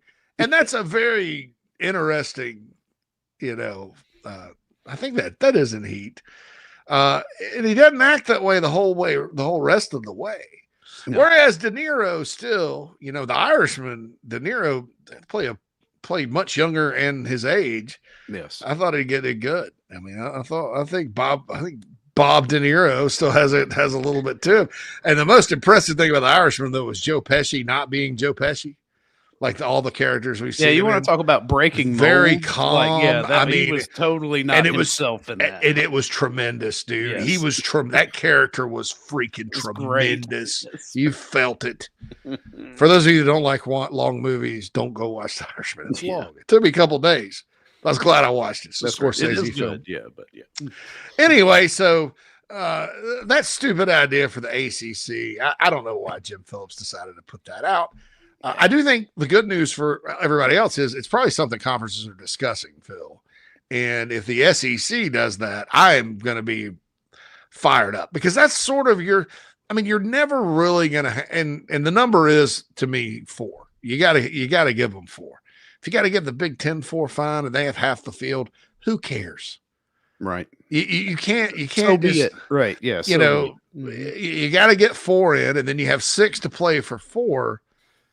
That's awesome because I think the struggle bus, the people are getting on the struggle bus with the buys and with the stupid, seedings and is they make too much money with these championship games, especially the SEC. And the question becomes, what do they really mean if you're talking about the playoff?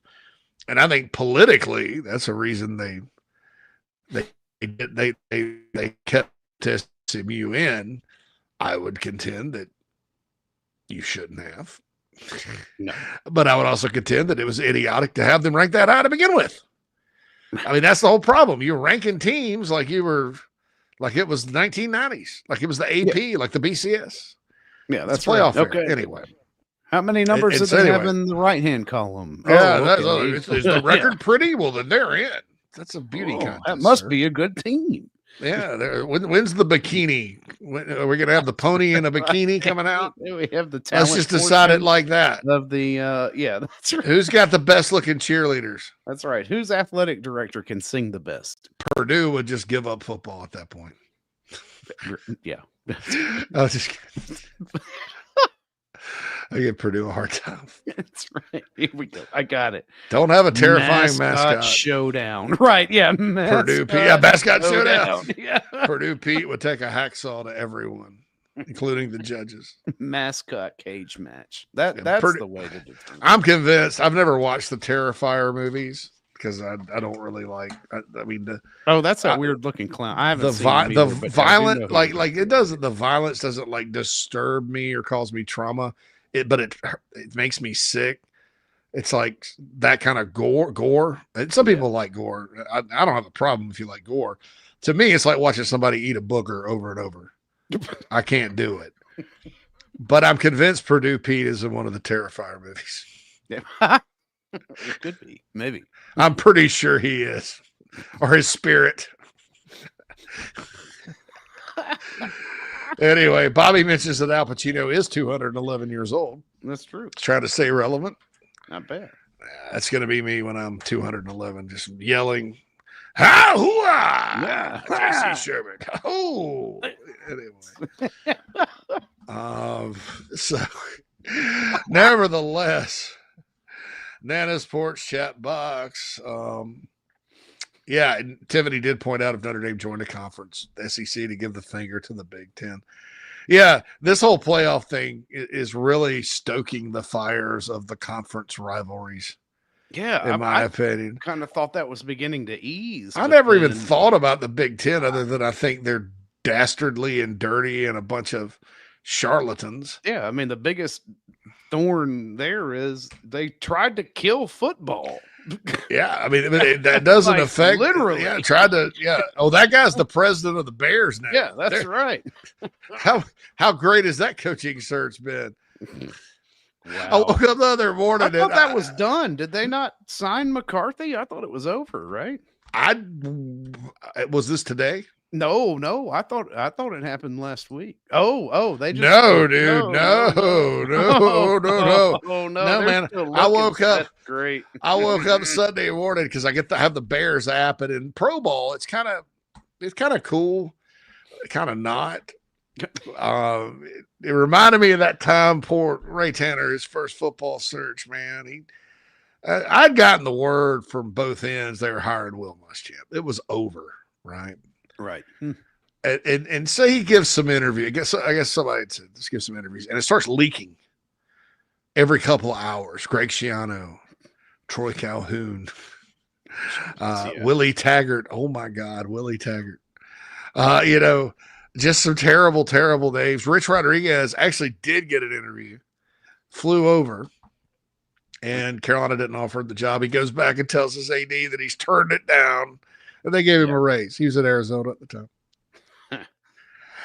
and that was terrible because nobody would listen to little old us about, no, that didn't happen. And it was just all these names that were looking back. Probably Greg Schiano would have been the best hire they could have made outside of, in that group. Maybe Rich Rod, but Carolina had a bad roster problem at the time when there was no transfer portal. So I don't know who he's going to war with that first year. And Rich Rod's the type of guy that probably run some guys off. So, nevertheless, so I start getting these, but the pro teams will send out like notifications. We've completed an interview with this guy or this guy or this guy. So I wake up Sunday morning, just some push notifications from the Bears app. Jeez. And the wife is like, she's all, because I'm like sitting there just groaning and upset because I like to see them do well. I have more fun in the fall when they do well because the watch parties are cool and my wife's happy. So why would I mean, they're kind of my pro team, I used to pull for the Falcons, speaking of mismanaged boondoggle franchises, but I like the Bears now because I live here and I know some people there. So I start rolling through this. And I get up to 4 push notifications. We have completed an interview with head coach candidate Joe Brady. Joe Brady and Joe Burrow. We need both of them. We've completed an interview with head coach candidate Brian Flores, the Vikings D coordinator that just gave up how many points? Oh, my goodness. We've completed an interview with head coach candidate Adam Stenovich. I have no idea who this guy even is. We've completed an interview with head coach candidate Eddie George, who's the head coach at Tennessee State. Before that, Todd Monken. I love the way he called plays at Georgia. Mike McCarthy was in there. Arthur Smith, who got fired from the Falcons, and then the Steelers were His dad owns FedEx. Maybe they're looking for an endorsement deal. David Shaw. I thought he had just given up football. They interviewed Thomas Brown. Trust me, they can do a whole lot worse. Ron Rivera. Man, Riverboat Ron. Riverboat Ron. I mean, look, he had some good moments. His best days are behind him. Aaron Glenn, who's the hot number. Ben Johnson. Mike Kafka. He's the OC of the Giants, dude. Jeez, yeah. How good was that this year? As an organization, they collectively decided we got to put everything on Daniel Jones' shoulders and get rid of Saquon Barkley. Pete Carroll, which is who I think they should hire, speaking of people that are old. Yeah. Anthony Weaver, I have no idea what his claim to fame is. He's a Dolphins assistant. This guy, Drew Pedsking, P-E-T-Z, Pedzing. I have no idea who he. I like he has a Cardinals shirt on, and I'm like, maybe he's not going to coach you next year. Louisville. I'm like, not gonna coach you. not gonna hire this guy. And I'm you know what? That's the thing that kills me is like, and you know, obviously I get to speak from a position of power because my team broke that team with that Hail Mary this year because it was over after that. Yeah. I mean, I'm surprised the deal hasn't been done yet. Like, because I think about how legit would it be that they're like trying to get some interviews out of the way and then grab one of the coordinators that is currently still in the playoffs. I mean, who looks at Chicago that doesn't have any ties to that team and is like, there. That's exactly where I want to go. And they say like Kevin Warren, who, quite frankly, I hope President Biden pardoned him for crimes against the sport of football before he left office today. You know, he's got like, you read around because the media here is pretty good. They're well sourced, and you know, it's interesting following a coaching search in a hardcore pro town, Phil. Because I've been through a lot of them in college, especially South Carolina, and they're fun and emotional. It's just as emotional here, and at this point, not as fun. I mean, read some of the reactions. God, how many more are you gonna? That's about 50, isn't it? Yeah, that's about 50, isn't it? Give me a beef and a swift kick in the nuts. Get a beef. Give me a beef and a coach. You know. And I have this gut feeling it's going to end up being Ben Johnson, who they wanted from the start. But see, that's crazy. I mean, that's what Vegas is looking at, right? I got a real big Raiders fan, and it's a friend of mine. And he's like, yeah, like we're going after Ben Johnson hard. That's going to be the guy. I'm like, and to be honest, I'm kind of surprised that we haven't heard. Well, Ben's been hired somewhere. The fly in the ointment is Ryan Poles, who is another. I've never seen a general manager be handed so much good fortune in the draft and screw it up this bad. And I kept my mouth shut, but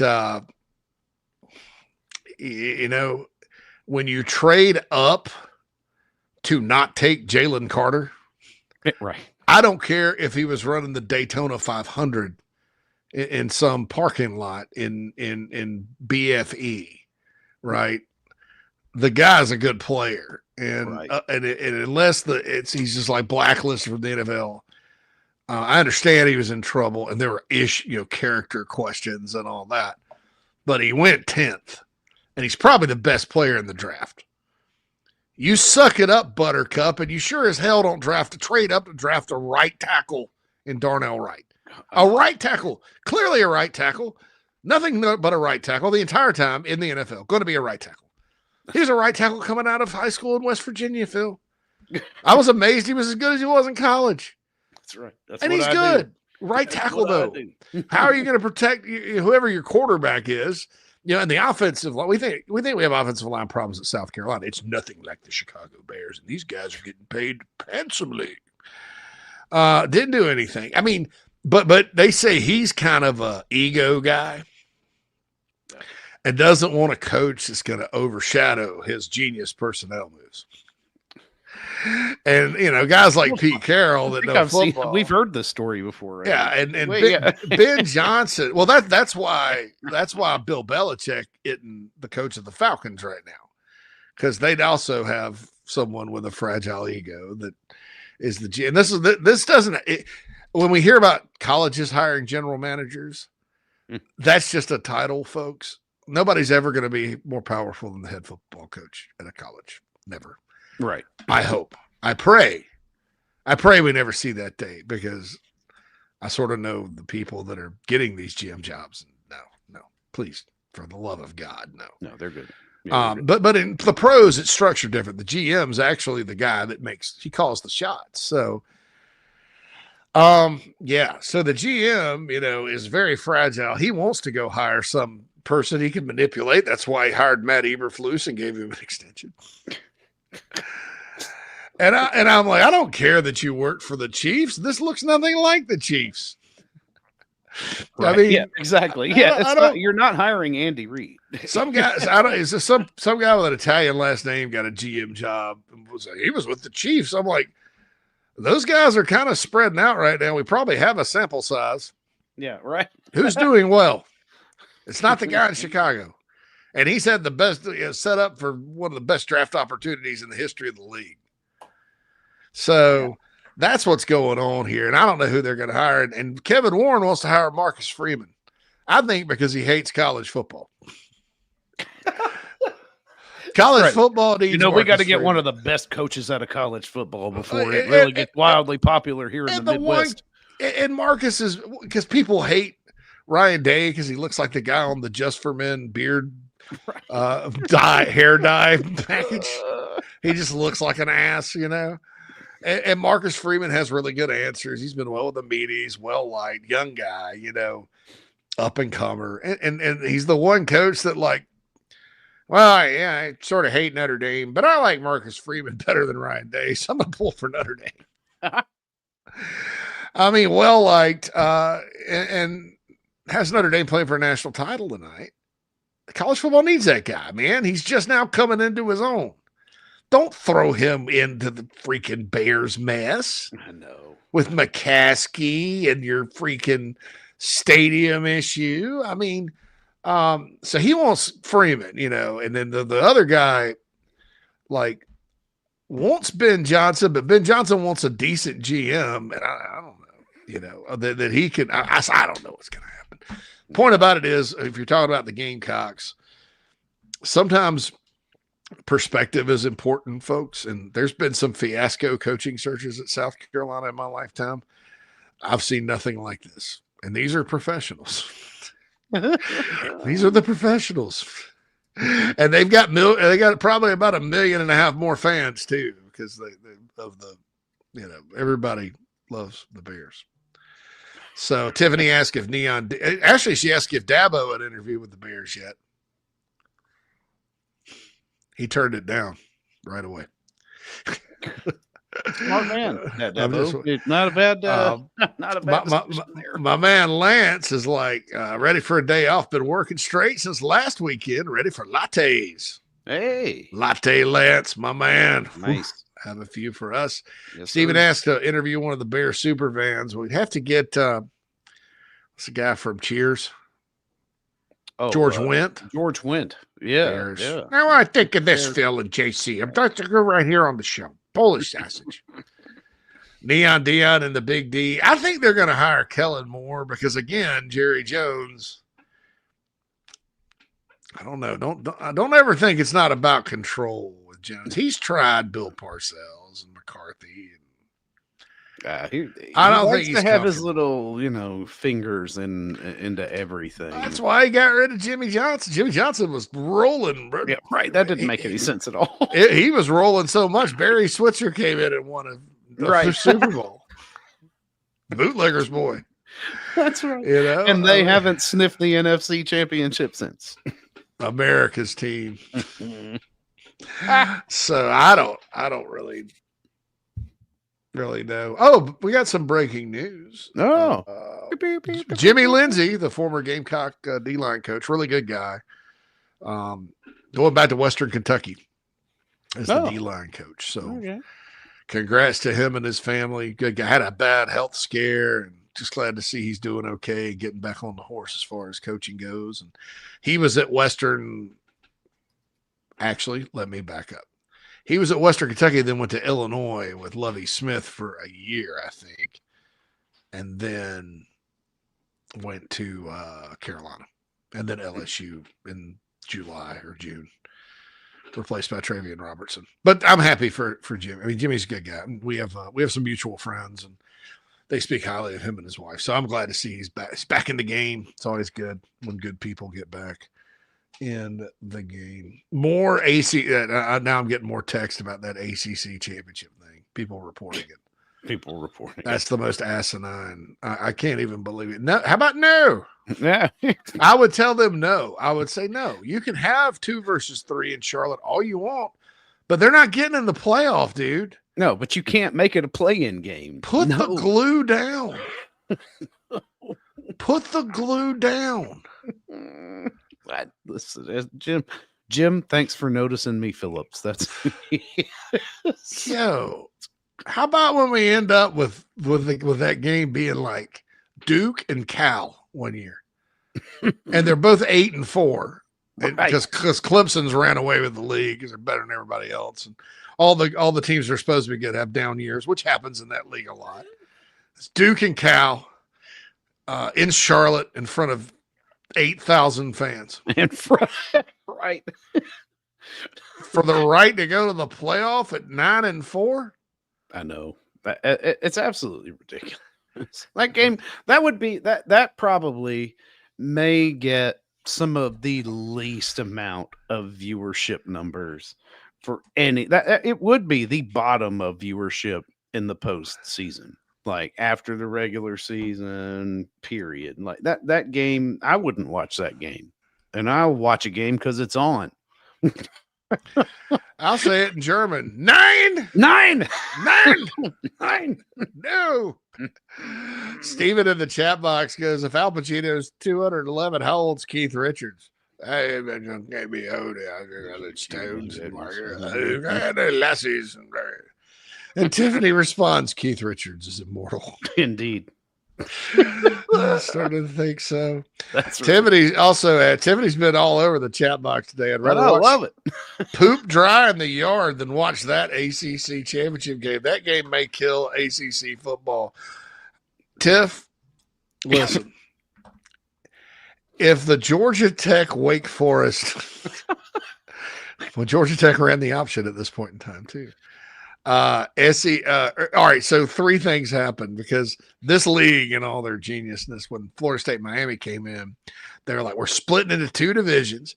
FSU's in one, Miami's in the other, and we signed a 4-year contract to where the ACC championship game is in Florida every year. Jacksonville 1-2, Tampa, and then Jacksonville again, and then Tampa. Or Tampa, it's 2-2, Jacksonville, Tampa. The damn thing was in Florida 4 straight years. Hedging on the idea that you'd get Florida State Miami Part 2 in at least 3 of the 4 and sell it out. It'd be a big success. And everybody's like, ACC football has arrived. Miami didn't make that game until 2017. And by then they moved out to Charlotte. I know. Florida State starts slipping right at that point in time.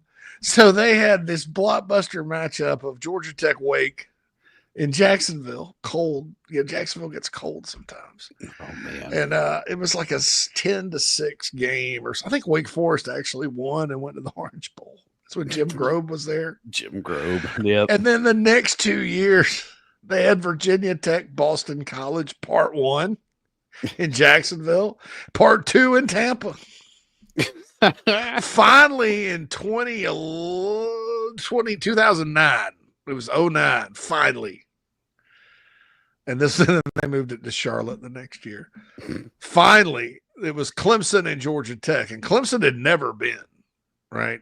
They had never, since they had not won the division. Dabo's first full year, and CJ Spiller and all that. Carolina beat them that year. And then they played a very good Georgia Tech. Okay, I was wrong.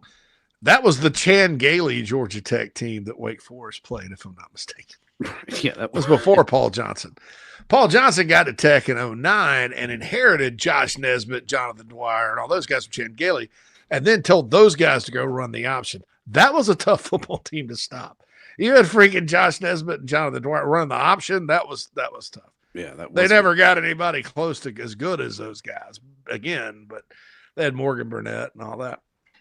And so then, so you find, and that was a good game. Clemson brought some fans. Tech had some fans, but they immediately then they moved it to Charlotte and I guess it was in Orlando that one year for political reasons. But I was like, that's just horrible. I mean, they just rolled the dice. We're now the Florida Conference. How about no? No, yeah, that's right. So this reminds me of that crap. All right, so we've talked a lot about who. So, gosh, I've tried to get into this. I'll get into this tomorrow, Phil, about Ohio State if they win. Because the question I want all you folks to think about is, if Ohio State wins, is this bad for NIL and college football? Because does it say you can buy a national championship? Yeah, I know that scares a lot of people. Yeah. Because their payroll's public. Not everybody's is. I'm pretty sure there's teams that play more out there. Yeah, but all that I don't stuff. know. I think just, until it happens again, it's an outlier. I mean, but yeah, and I don't. It certainly didn't happen last year. I mean, Michigan's not a big, or wasn't a big spender under Harbaugh. That wasn't what they did. But so we'll see that. Any predictions tonight? I know you've probably given your prediction. No, I haven't yet. I don't know. Here's what I think. I like Notre Dame to pull off the upset in a close one. I think Marcus Freeman and that staff are doing a really good job coaching wise. And the only coach that I really trust on Ohio State is Chip Kelly. So that's like a staff against one, because I have zero confidence in Day whatsoever. How about yourself, JC? Oh, you're still yeah, there you go. Mm-hmm. I think Notre Dame's on a heater. I'm not going to put money on it. No. Maybe $10, something like that, something small. But I can see it happening. I think Ohio State, a lot of momentum those first two playoff games. Not so, they kind of reverted against Texas. And they're playing a team that is in a zone right now. Yeah. That's overcome, that's going to hit them in the mouth. No offense to Texas. I'm not sure they don't always hit you in the mouth. Look 'em horns. So I'm going to go with Notre Dame, and a happy wife, happy life, like 20-14, something like that. We'll see. There's also that little story out that Jim Knowles, their D coordinator, he came from Oklahoma State.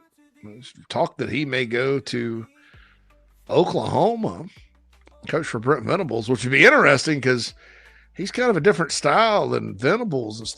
He's good enough that would mean Venables would just turn the defense over to him. Yeah, so. Yeah. I wonder if Venables has gotten to that point in a coordinator's coaching journey where he was like, you know what, maybe I should just run the team and let everybody else kind of micromanage and call plays and things like that. Some coaches don't need to do that because the reason they're a head coach is that they're calling plays. Yeah, exactly. Coach Spurrier. Yeah, right. Yeah. There are some that go against the grain on that theory, but I don't know anymore with there's a lot more to do as a head coach nowadays than it was back in spring. I'll never forget the Independence Bowl against Miami. I'm sitting there in the rain, and you could tell Junior was calling the plays. Right. Because you could, we were there, it was empty stadium. You could see everything. We were right behind this bench, and we could see it. And then Carolina's behind to a bad Miami team, coached by Al Golden, who will be the defensive coordinator tonight. It's like 6-0 Miami. Carolina's just struggling. Then all of a sudden, you see Spurs take the head shit, the play sheet. Next thing you know, Carolina's in the end zone in 3 plays. Yeah. They said in practice, like, he would take the play sheet and start calling them, and all of a sudden the offense right up and down the field. Never seen anything like that guy. I think that's why we talk about play calling around here all the time. Right. The best one in probably the history of the game was the head coach here. And when he called it, the offense was quite good if you could block. So that's right. Anyway, appreciate it, Phil. And yeah, man, this is fun. ITG The Show is we'll be back tomorrow from 12 to 2. Jamie will be back from 10 to noon. And welcome to the new format and all that good stuff. And download the Chief Sports app. Also, if you're a Garnet Trust member, 3 to 5 at Thirsty Fellow after the Mississippi State basketball game, the freshmen and that are here on campus, or at Carolina on campus, and the transfer portal guys will be there for a meet and greet. If you're not a member, you can join for $10 a month and get into that event Saturday. So anyway, let's roll.